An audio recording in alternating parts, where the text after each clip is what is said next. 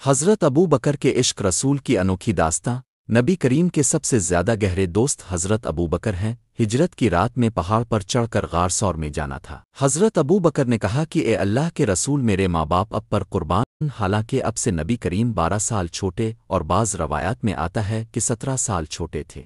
قابل غور ہے کہ ابو بکر صدیق اب نبی کریم کے سامنے زیادہ بوڑھے ہیں، لیکن حضرت ابو بکر کہتے ہیں اے اللہ کے رسول، اگر اب پہاڑ پر چڑھیں گے تو پاؤں مبارک سن ہو جائیں گے، اب میرے کندھے پر سوار ہو جائیں۔ اب سوچیں ایسی چڑھائی کے خطرناک راستہ ہے۔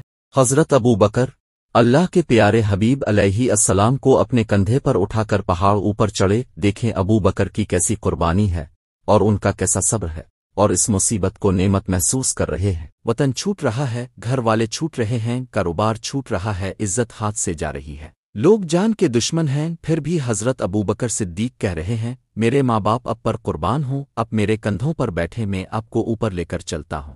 آج اگر کوئی مصیبت آ جائے، اگر کسی امام صاحب کی طرف سے کوئی تکلیف پہنچ جائے، کوئی بزرگ ہیں، اگر ان کی طرف سے کوئی تکلیف پہنچے تو کوئی ساتھ دینے کے لیے تیار نہیں ہے، اور قربان جائیں حضرت ابو بکر پر کہ اب نبی کریم کو لے کر چلے۔ اب نبی کریم کو غار ثور میں صاف کرنے کے بعد آرام کرنے کا کہتے ہیں۔ یہ اللہ کے رسول اب سو جائیں، اب تھکے ہوئے ہیں۔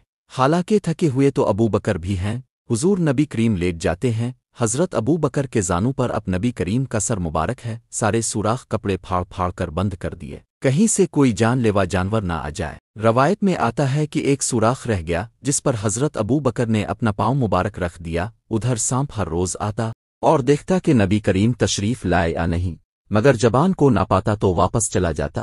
اتفاق سے ایک دن آیا تو دیکھا کہ سارے سوراخ بند ہیں۔ اس کو غصہ آیا اور حضرت ابو بکر صدیق کے پاؤں کو ڈس لیا۔ سانپ کا کاٹنا کوئی معمولی نہیں۔ حضرت ابو بکر صدیق کو تکلیف ہوئی اور بہت برداشت کیا، لیکن اب کی آنکھوں سے آنسو کے چند قطرے حضور نبی کریم کے چہرہ انور پر گر پڑے تو حضور نبی اکرم کی آنکھ کھل گئی۔ اب کریم نبی نے دریافت کیا ابو بکر کیا ہوا؟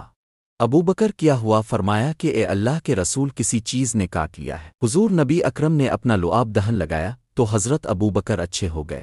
آج جس کو مصیبت سمجھتے ہیں اس کو وہ نعمت سمجھ رہے تھے۔ مسلمان کا ہر کام اللہ کو خوش کرنے کے لیے ہونا چاہیے۔ خطبات رحیمی جلد پہم ہیں 185۔